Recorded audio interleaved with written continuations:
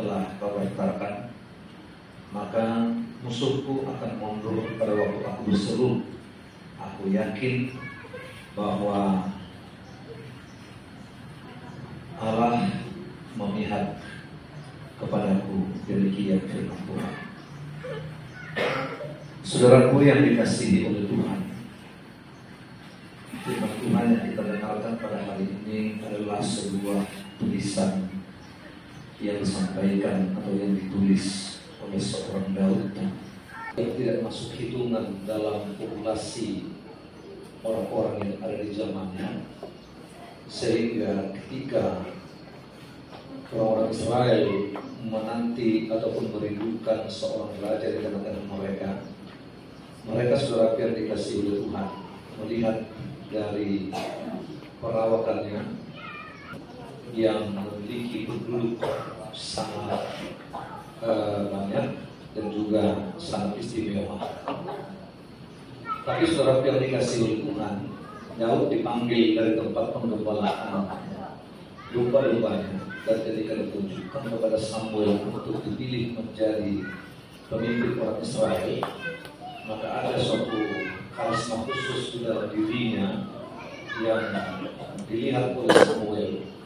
Maka dari seluruh keturunan Isai yang dibawa sebelumnya, tidak ada yang memenuhi kategori atau tidak ada yang memenuhi standar dari yang diinginkan oleh Allah. Tapi ketika Daud dibawa saudara yang dikasihi oleh Tuhan, Samuel berkata, inilah dia yang dipakai dan dipilih oleh Allah. Sebab bukan yang dilihat oleh manusia yang dilihat oleh Allah. Manusia melihat apa yang nampak, tapi Allah melihat apa yang tersembunyi. Artinya saudara yang dikasihi oleh Tuhan, bahwa Daud tidak memiliki penonjolan ataupun tidak memiliki sikap dan kepribadian yang ingin maju di bagian terdepan atau tidak ingin menunjukkan tentang siapa dirinya. Tapi sesuatu yang dia miliki saudara yang dikasihi oleh Tuhan adalah penyerahan diri sepenuhnya Allah di dalam diri.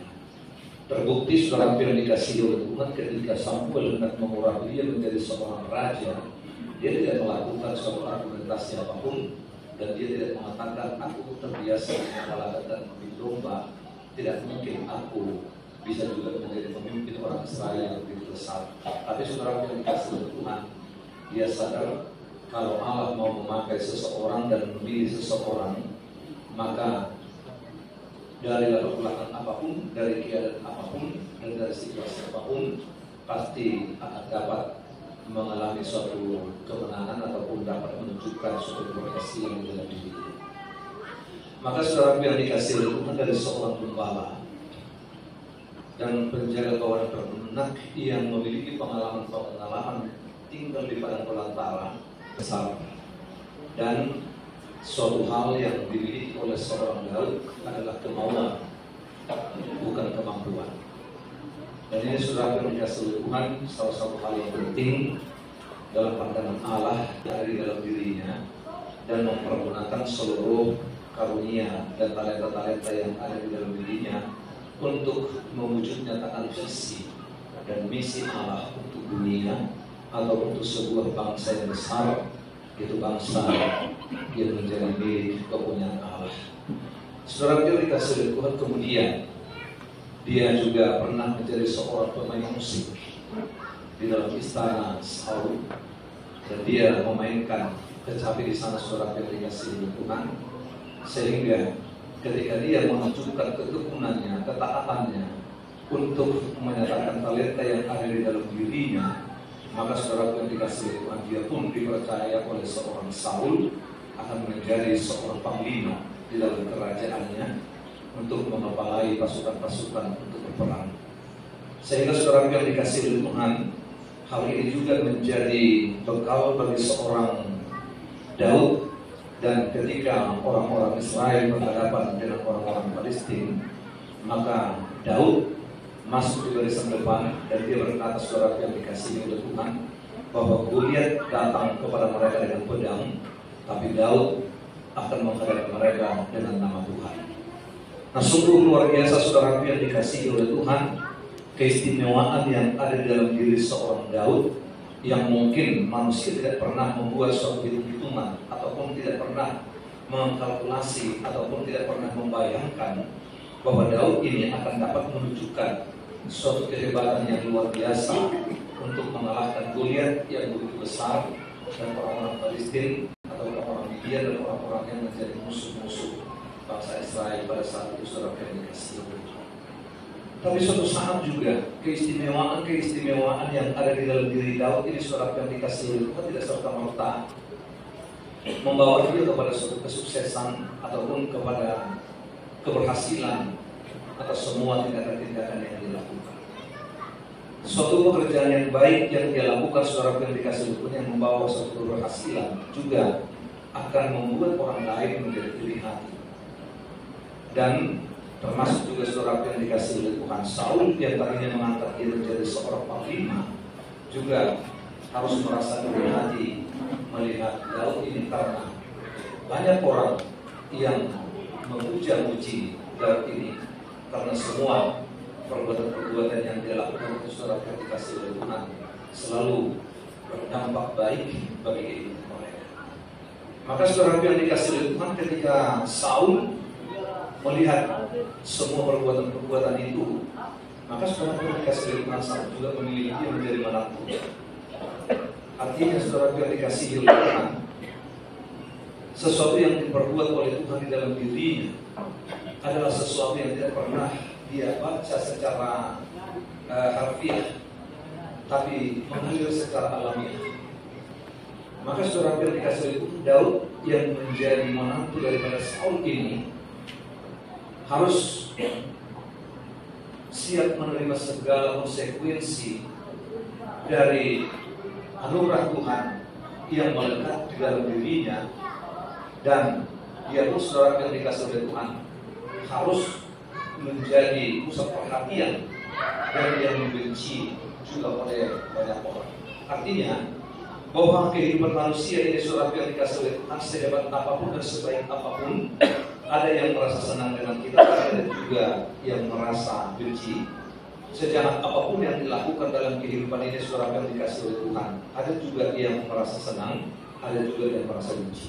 Itu adalah hukum dunia.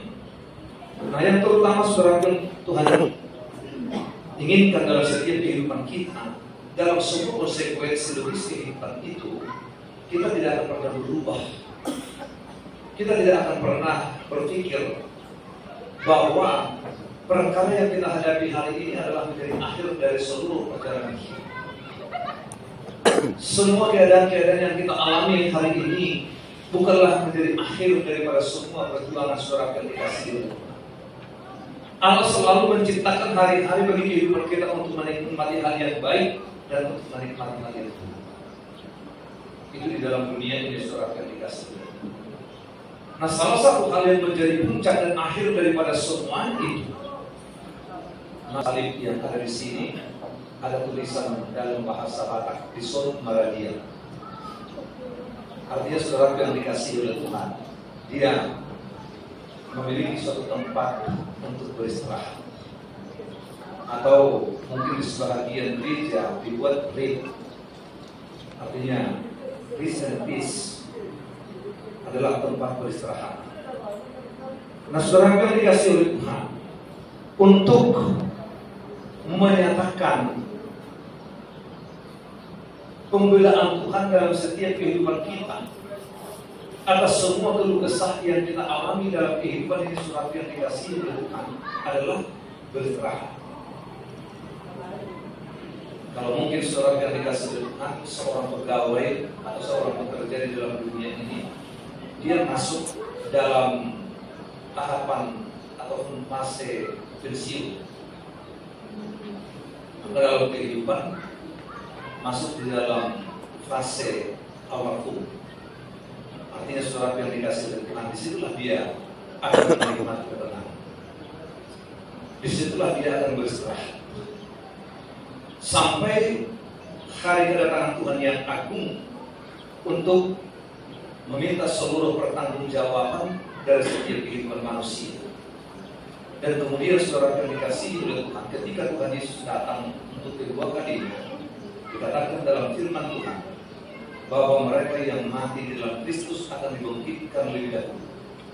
Kemudian mereka yang meninggal ataupun yang mati di dalam dosanya akan dibangkitkan untuk memperoleh hukum yang kekal. Nah, saudara yang dikasihi oleh Tuhan, sebuah tempat yang menjadi impian dan harapan manusia di dalam dunia ini adalah suatu tempat seperti yang ada di dalam tulisan Wahyu pasal yang terakhir, saudara yang dikasihi. Dan jika kita membayangkan itu,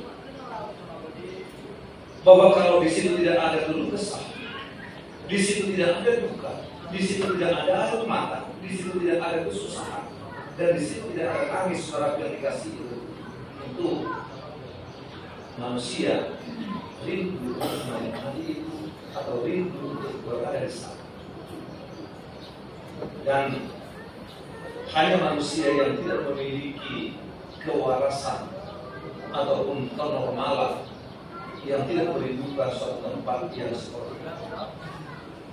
Sedangkan di dunia ini saja, saudara yang dikasihi oleh Tuhan, manusia selalu berusaha untuk mencari suatu tempat di mana tempat itu akan menjanjikan ataupun memberikan suatu hal yang lebih baik dari apa yang kita rasakan hari ini. Sebabnya orang saudara yang dikasihi Tuhan bersusah-susah untuk bekerja atau datang merantau dari kampung halaman dan datang ke daerah kita ini. Ketika kita bertanya apa alasan mereka untuk bepergian keluar daerah, mereka hanya menjawab, kami ingin perbaikan kehidupan atau kami ingin suatu kehidupan yang lebih baik dari apa yang mereka rasakan atau yang mereka alami pada saat ini. Apalagi saudara yang dikasihi oleh Tuhan, suatu tempat yang dibangun oleh tangan Allah sendiri, seperti yang sudah saya katakan tadi, atau yang dikatakan oleh Yohanes di Patmos tentang sebuah keadaan yang terjadi di kemudian hari, bahwa tempat itu saudara yang dikasihi Tuhan adalah tempat yang benar-benar menjadi lembaga. Itulah ada Kristen di dalam dunia ini, dan itulah ada Tuhan Yesus datang ke dalam dunia ini supaya manusia itu saudara yang dikasihi Tuhan dapat menikmati itu. Nah, saudara yang dikasihi oleh Tuhan, ada suatu proses yang akan kita alami dan yang akan kita jalani di dalam dunia ini untuk sampai ke sana. Dan dalam proses itu saudara yang dikasihi oleh Tuhan adalah suatu proses yang tidak masuk akal atau yang tidak masuk dalam logika. Sebab manusia saudara yang dikasihi oleh Tuhan berpikir makna kekristenan ini adalah sesuatu hal untuk melepaskan dan menghindarkan kita dari suatu keadaan yang buruk saat ini. Kekristenan adalah untuk menghindarkan kita dari situasi ataupun dari keadaan yang buruk di masa yang akan datang, itu adalah benar. Sebab di dalam dunia ini saudara yang dikasihi oleh Tuhan, sebaik-baiknya kita, sesalehnya kita, sekudus-kudusnya kita saudara yang dikasihi oleh Tuhan, konsekuensi logis dari dosa itu yang dikatakan oleh Paulus kepada gereja yang ada di Roma, bahwa upah dosa ialah mati, tapi kasih karunia Allah adalah kehidupan yang kekal. Artinya, selama kita masih ada di dalam dunia ini, Paulus mengatakan, selama kita masih ada di kemah ini, kita akan menderita. Artinya tidak kecuali saudara yang dikasihi oleh Tuhan, 1,70 juta pertanian, 1,70 juta merindu, 1,70 juta mengadakan kapeliatan Tuhan, 1,70 juta mengudah subiat karena di Tuhan. Jangan pernah anggap saudara yang dikasihi oleh Tuhan itu menjadi bagian untuk menghindarkan engkau dari sebuah kesusahan ini. Tapi engkau lakukan itu saudara yang dikasihi oleh Tuhan adalah untuk menyatakan bahwa engkau berharap kehidupan yang kekal adalah menjadi milikmu dan menjadi bahagia yang akan diberikan oleh Allah bagimu kelak ketika Dia datang kedua kali. Nah, kita lihat saudara yang dikasihi oleh Tuhan sama seperti seorang Daud di sini. Ketika dia menulis Mazmur ini saudara yang dikasihi oleh Tuhan, dia tidak mengandalkan ataupun tidak membanggakan apa yang dia lakukan kepada Allah. Dia tidak berkata bahwa aku telah mengalahkan Goliat. Ia berusaha untuk membinasakan dan membunuh umat Tuhan. Maka apa yang menjadi aku, apa yang menjadi bagianku, apa yang menjadi upahku? Tidak. Dan dia telah menunjukkan sikap perbuatan-perbuatan yang tidak mau balas dendam kepada Saul.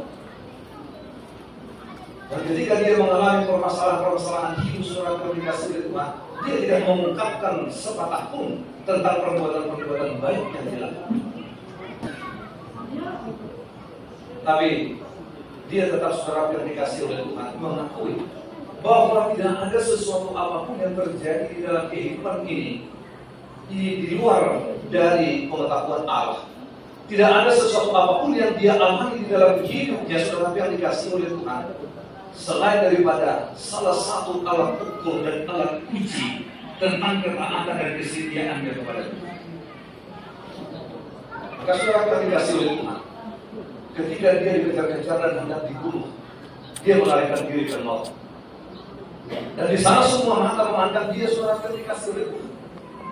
Dan dia memasuki area, memasuki daerah teritorial daripada musuh yaitu orang Filistin, di mana saudara yang dikasih oleh Tuhan, pernah orang Filistin banyak yang terbunuh, banyak yang mati akibat dari tindakan daripada seorang Daud. Tapi ketika dia dikejar Saul, dia lari ke sana suka yang dikasih oleh Tuhan. Dan banyak mata-mata, banyak juga informasi yang dimiliki oleh seorang Saul ketika mengetahui di mana posisi daripada seorang Daud supaya memberitahukan kepada Saul. Dan kemudian di sana dia ditangkap saudara yang dikasih oleh Tuhan dan dibawa kepada Raja Akis.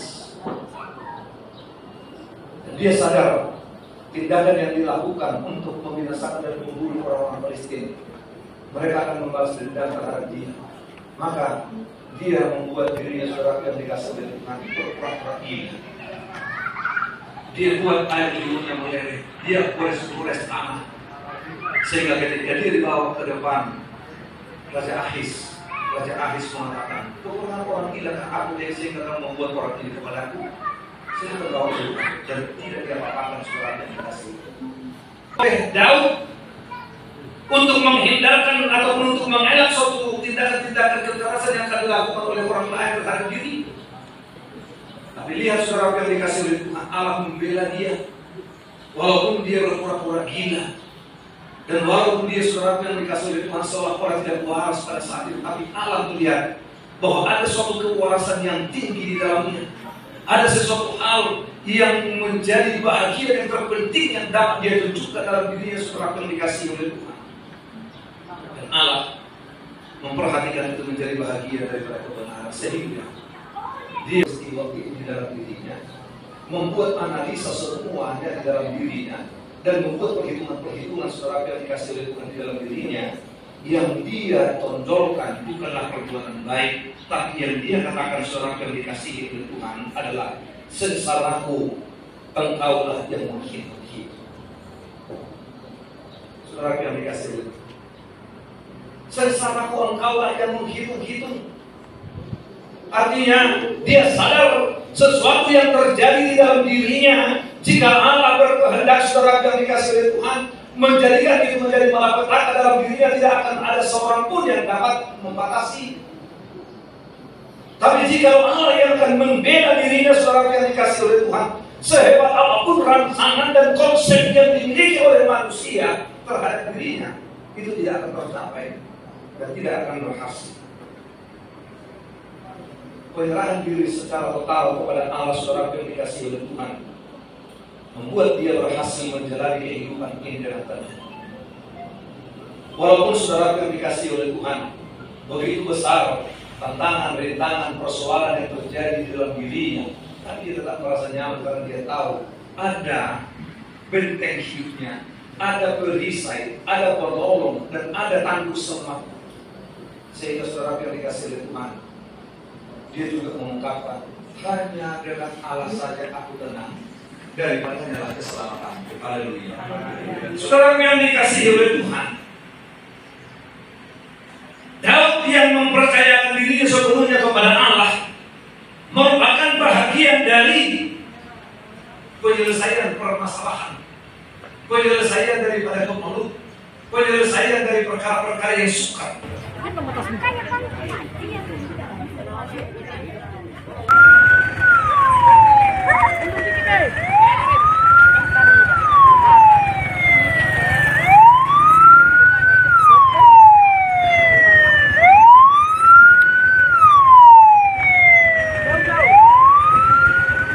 Telah selesai acara gereja, jenazah akan dimakamkan di wakaf. Udah bikin lah, sebelah mananya? Sebelah sini jadi. Dari itu. Tapi kalau sebelah sini, ke sebelah sini? Enggak. Enggak. Biar nampak. Ya malah. Bicara gak kinang kan? Manopoin na. Wala na manopo nama.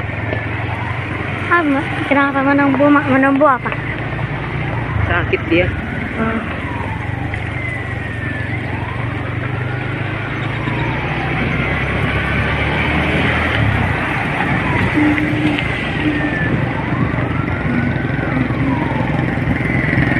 Dadah dia.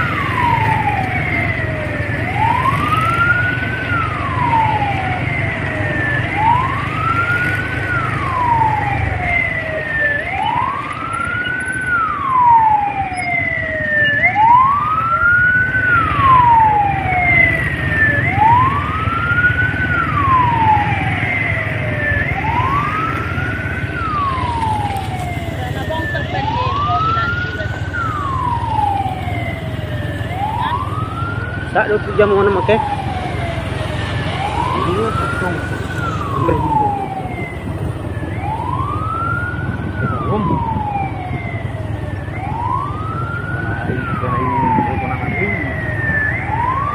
Iya kan peringatan kita yang hidupnya itu.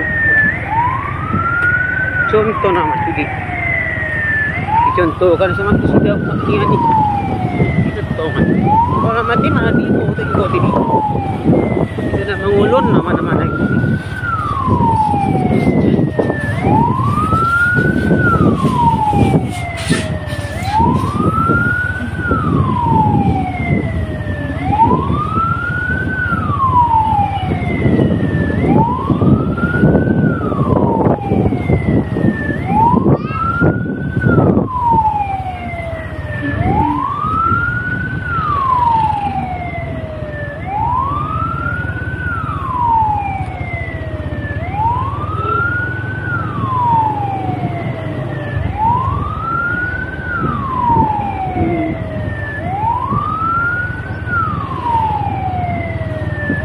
Enggak di depan. Yang bisa lah di video yang sedang depan.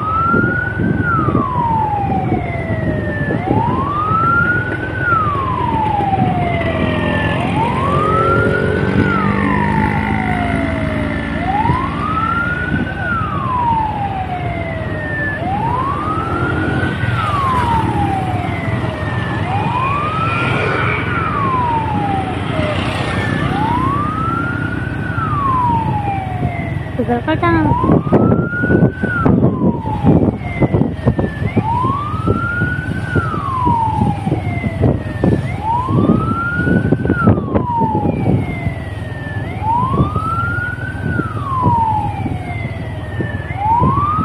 Sudah dekat kuburannya.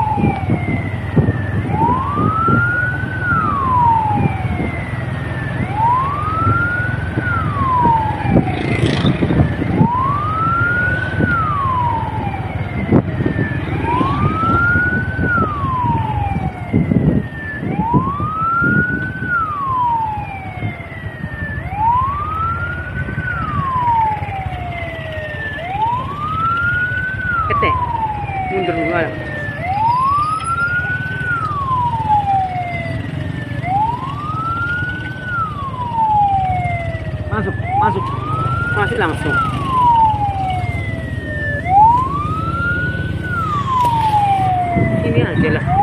Tagbugi. Bering ngatap. Usa duna mo buhay.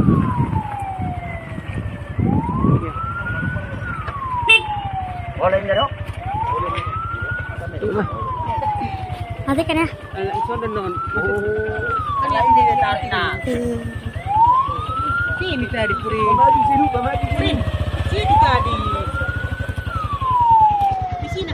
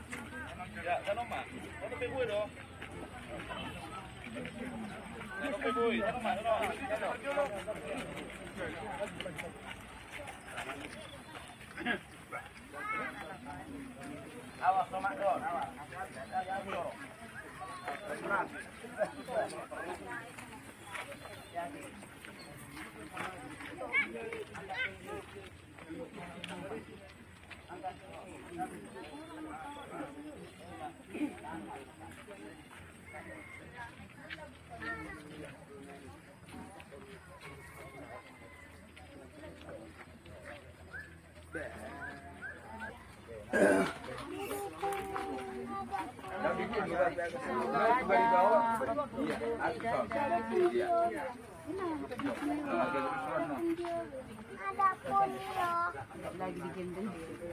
Tarik lagi.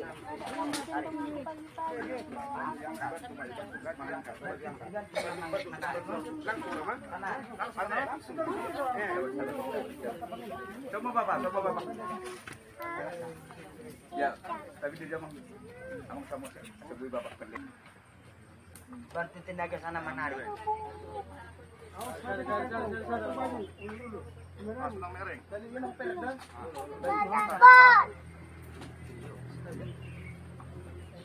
Ya, pegang tali. Kanang Pak bilang. Ulur ramang. Jiu. Ya udah. Kanang Pak bilang. Ya, ada. Alamat repot kau. Ya, coba. Lewat. Coba. Oke.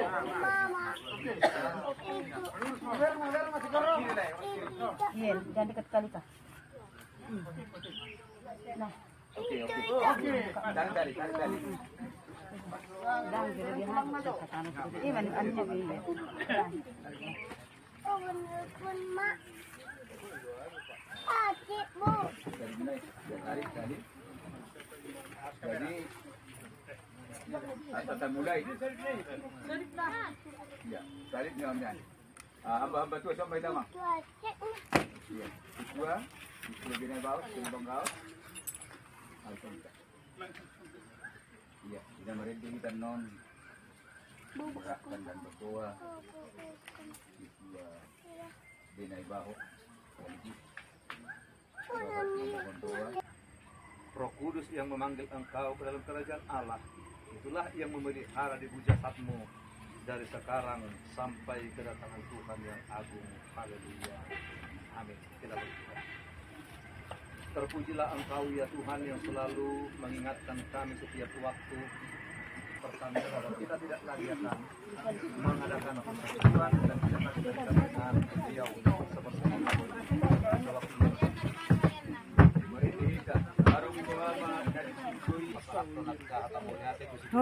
Balik po, pulbir ko. Mala. Maula ate marito halut na tarlumuwi madihala amang padita beserta seluruh jajaran. Tantar balosannya man sa luhut na dinggan basamu. Inaw kalpas aman namin tataruhot to para di anak persatokin na ni. Alanya man kumaso tayo nga ngami tawag na tutuhat tayo. Sa satu hatta man jaloha mo balos mo kana dinggan doho paso-paso. Naong pinasahap mo tutang-tang ni ama namin naong perjulo tataruhon. Mula ta marito hatta, mula ta man dihita sa luhut na, songoni mahata siya kami pa duwe ni hasuguton. Songoni ma sa na.